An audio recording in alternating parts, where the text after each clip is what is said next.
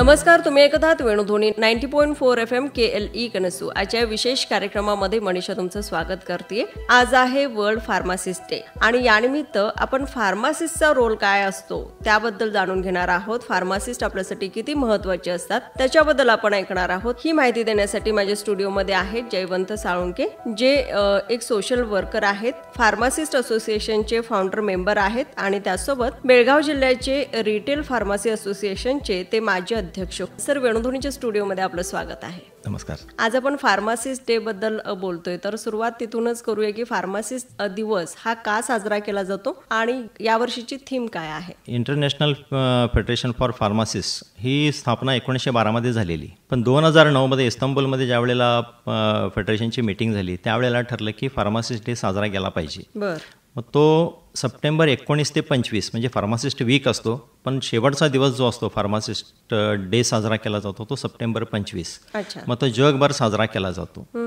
Pharmacist हा doctor, medicine आणि रुग्ण ह्यांच्यातली महत्त्वाची कडी आहे. मग त्याला ती मान्यता मिळावी आणि त्याचा रोल काय आहे समाजात ह्याची माहिती मिळावी म्हणून फार्मासिस्ट डे साजरा केला जातो. आणि ह्या वर्षीचं थीम आहे थिंक हेल्थ थिंक फार्मासिस्ट. म्हणजे आज बरेच रोगराई वाढलेली आहे, जनसामान्यांची राहण्याची लाईफस्टाईल जी आहे ती बदलली आहे, त्याच्यामुळं आजारपण वाढायला लागलेत. मग फार्मासिस्ट हा असा आहे की त्यांचं काउन्सिलिंग करून त्यांना योग्य पद्धतीनं नियमित आहार कसं घ्यावा, नियमित औषधं कसं घ्यावे हे सांगण्याचं कार्य ह्या थिंक हेल्थ आणि थिंक फार्मासिस्ट ह्या थीमप्रमाणे करत असतो.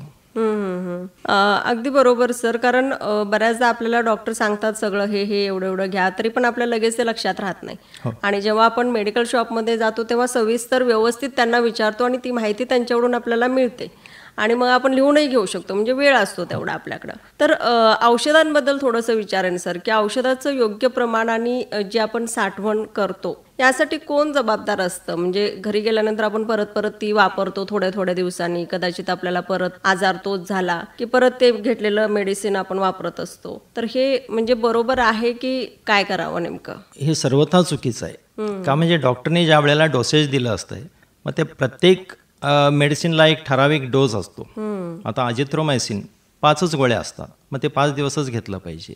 आता त्यातल्या 3 गोळ्या घेतला आणि 2 तशाच ठेवला आणि नंतर खातो म्हटलं तर हे चुकीचं आहे. का मी त्यावेळेला तुम्हाला जो आजार झाला असतो त्याचे जे सिम्पटम्स असतात त्याच्यावरून डॉक्टरने तुम्हाला प्रिस्क्राईब केलेलं असतं. पण पुढं पण तसंच मला घसा दुखला म्हणून मी घेतो हे चुकीचं आहे. तसं करू नये. का म्हणजे आजकाल ॲमॉक्सिलिन बाबत मग अँटीमायक्रोबियल रेझिस्टन्स म्हणजे असं घेतल्यानं काय होतं, आज तुम्ही जे मेडिसिन किंवा जे अँटीबायोटिक घेतलं असतं मग ते असा अर्धवट डोस करून जर घेतला तर त्याचं रेझिस्टन्स वाढतंय, मग तुम्हाला त्याच्यापेक्षा हायर अँटीबायोटिक द्यावं लागतं. मग ह्या अशा गोष्टी करू नये रुग्णांनी. आणि स्टोरेज जे आहे, स्टोरेज कसं असतं कंपनीतूनच सुरुवात होते त्याची, की ते कुठलं मेडिसिन कुठल्या स्टोरेजमध्ये केलं पाहिजे. काही फ्रीजमध्ये ठेवायचे मेडिसिन्स असतात, मग ते फ्रीजमध्येच ठेवलं पाहिजे. मग त्याचं आता 5 दिवसासाठी दिलं तर 5 दिवसापर्यंत चालू शकतं, पण त्याच्यानंतर पण तुम्ही ते जर वापरला तर त्याची पोटेन्सी कमी झालेली असते. मग तशा औषधं खाणं चुकीचं आहे. काय जर समजा रिॲक्शन झालं तर त्याला जबाबदार ते स्वतः असतील. मग फार्मासिस्टचं प्रमुख म्हणजे सामाजिक दायित्व किंवा समाजाबद्दलची त्यांची रिस्पॉन्सिबिलिटी काय असते. फार महत्त्वाचा प्रश्न आहे हा. कसं झालंय, फार्मासिस्ट ज्या वेळेला प्रिस्क्रिप्शन त्याच्या हातात येते मग त्याच्यावर लिहिलेलं असते की RX म्हणजे prescribe as dispense as prescribed, म्हणजे जसं लिहिलेलं आहे तसं द्या. फक्त देणं एवढंच नाही तर त्या पेशंटचं काउन्सिलिंग केलं पाहिजे की बाबा हे कुठल्या वेळी घेतलं पाहिजे, हे जेवणा अगोदर घ्यायचं आहे तर का घ्यायला पाहिजे, हे जेवणानंतर घ्यायचं आहे का घेतलं पाहिजे, आणि हे मेडिसिन इतके दिवस घेतलं पाहिजे तर का घेतलं पाहिजे. समजा आता डायबेटिक पेशंट आहे तर त्याला फक्त औषधं न देता तर त्याला नियमित आहार कसा घेतला पाहिजे, नियमित व्यायाम कसा केला पाहिजे. आता इन्सुलिन असेल तर त्या प्रमाणातच घेतलं पाहिजे, त्या वेळेतच घेतलं पाहिजे. त्यानं डाएट कसं पाळलं पाहिजे हे सांगितलं पाहिजे. त्यानंतर जर त्याला BP असेल तर पथ्य कसं करावं, का करावं ह्याची माहिती पण त्याला दिलं पाहिजे. काय होतं, काय वेळेला सगळेच काय एज्युकेटेड नसतात. मग आता ग्रामीण भागात तर म्हणजे माझं ग्रामीण भागातच आहे, माझं हिंडलियाला मेडिकल शॉप आहे. मग ग्रामीण भागात ह्याची माहिती जास्त नसते, मग त्यांना ती माहिती देणं हे सर्वतः फार्मासिस्टच कर्तव्य असतं. बरोबर.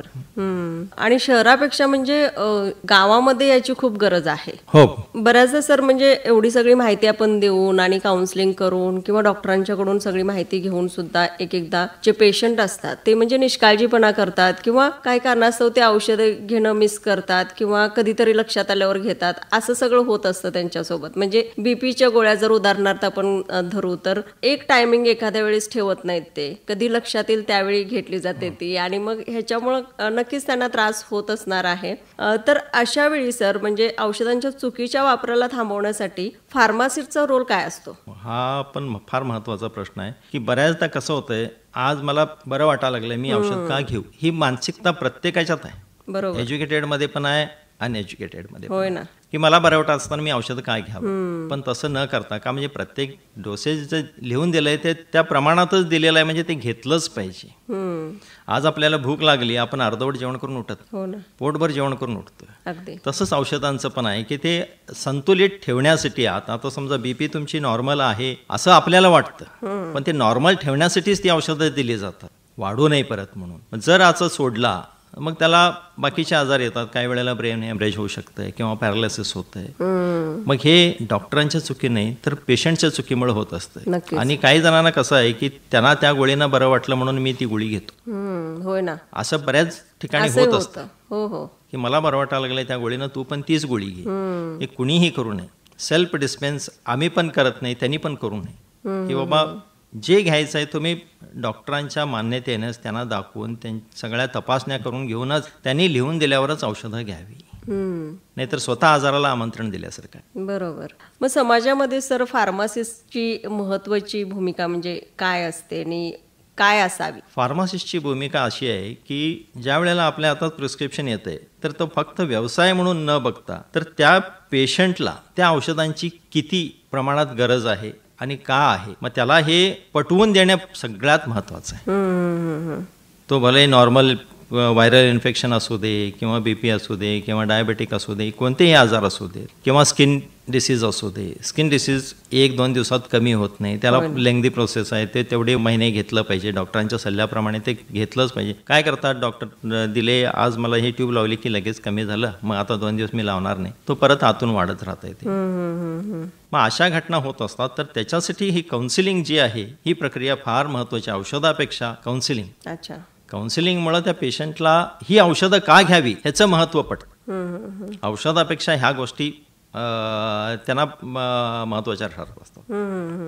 बरोबर. म्हणजे ते पेशंटना व्यवस्थित समजावून सांगणंही तितकंच महत्वाचं आहे. वर्ल्ड फार्मासिस्ट डे बद्दल आपण हा विशेष कार्यक्रम ऐकतोय. केली वेणुधोनी 90.4 FM वरती तुम्ही ट्यून इन आहात आणि जयवंत साळुंके आपल्यासोबत आहेत. सर, बऱ्याचदा डॉक्टरांच्या प्रिस्क्रिप्शन शिवाय औषधं दिली जातात किंवा घेतोय आपण, तर ते किती रिस्की असू शकतं? हे फार रिस्कीच आहे. का म्हणजे डॉक्टरांच्याकडे ज्या वेळेला पेशंट गेला असतो तर डॉक्टरना त्याच्या हेल्थबद्दलची सगळी माहिती मिळत असते.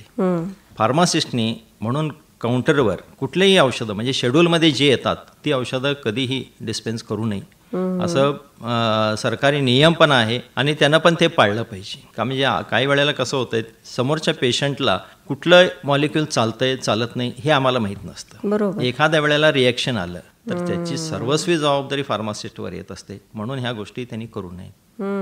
सर, काही औषधं अशी आहेत जी म्हणजे आपल्या घरात असावीत किंवा ठेवली पाहिजेत, अशी जी औषधं असतात ती आपण कशी साठवली पाहिजेत, म्हणजे त्याची योग्य काळजी कशी घेतली पाहिजे? सगळ्यात पहिला त्याचं एक्सपायरी बघितली पाहिजे. स्टोरेज व्यवस्थित आहे की नाही ते बघितलं पाहिजे. आणि ते आणून किती दिवस झाला. समजा एखादी बॉटल असेल तुमच्याकडं, त्याचं कॅप जर तुम्ही व्यवस्थित बसवलं नसेल आणि तुम्ही 5-6 महिन्याने मी परत वापरतो म्हटला तर ते चुकीचं आहे, तसं करू नये.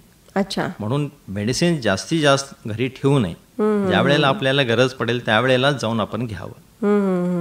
अवेअरनेस आलेला आहे आणि फर्स्ट एड वगैरे आपण यूज करतो. त्याच्यामध्ये जी रुटीनची जी औषधं आहेत, म्हणजे मळमळ असेल किंवा पित्ताच्या गोळ्या असतील, ही जी रेग्युलर घेणारी औषधं आहेत ती आपण ठेवतो. काही ट्यूब वगैरे म्हणजे स्किन इन्फेक्शन काय असेल तर ती वापरली जातात आणि रिपीटेडली आपण वापरतो ते थोड्या थोड्या दिवसांनी. तर ते जे स्टोरेज आहे ते व्यवस्थित करणं गरजेचं आहे.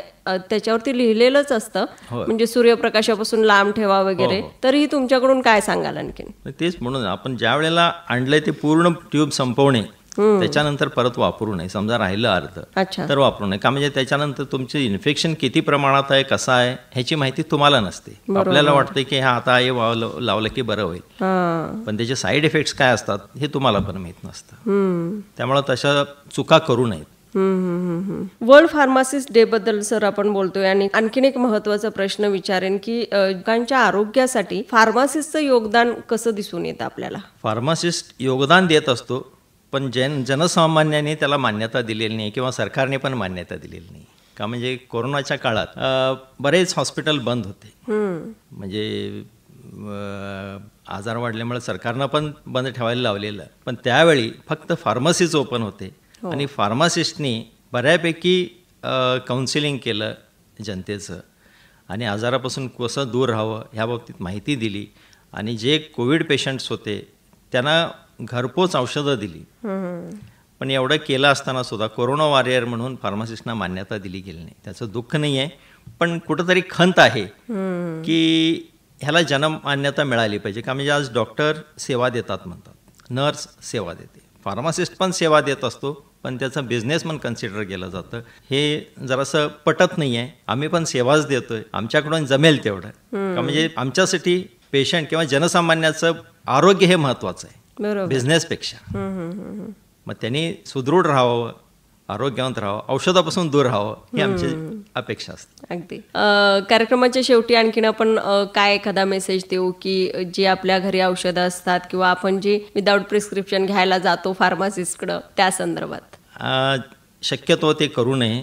डॉक्टरकडे जावं, डॉक्टरकडे कन्सल्ट करूनच आपल्याला जो आजार आहे त्याची संपूर्ण माहिती द्यावी आणि डॉक्टरने जे प्रिस्क्राईब केले ते औषधं पूर्ण घ्यावी. अर्धवट घेऊन ते सोडू नये. त्यामुळं आपल्यालाच त्याचा त्रास होतो. म्हणून आता AMR म्हणजे अँटीमायक्रोबियल रेझिस्टन्स जे यायला लागले. का म्हणजे आज तुम्हाला व्हायरल इन्फेक्शनला अँटीबायोटिक दिल्याशिवाय तुम्हाला कमी होत नाही, पण तुम्ही तो अर्धवट डोस केला तर ते आतून परत राहतंय, परत थोड्या दिवसांना त्याचा परिणाम तुमच्यावर दिसू लागतात. मग त्याच्यासाठी दिलेला डोस पूर्ण करणे आणि आपलं आरोग्य सांभाळणे. फार्मासिस्ट डेच्या दिवशी मी सर्वांना सुदृढ राहावं, आरोग्यवंत राहावं ह्या शुभेच्छा देतो. थँक्यू सो मच सर, ह्या महत्त्वाच्या विषयावरती बोलण्यासाठी तुम्ही वेळ दिलात त्याबद्दल.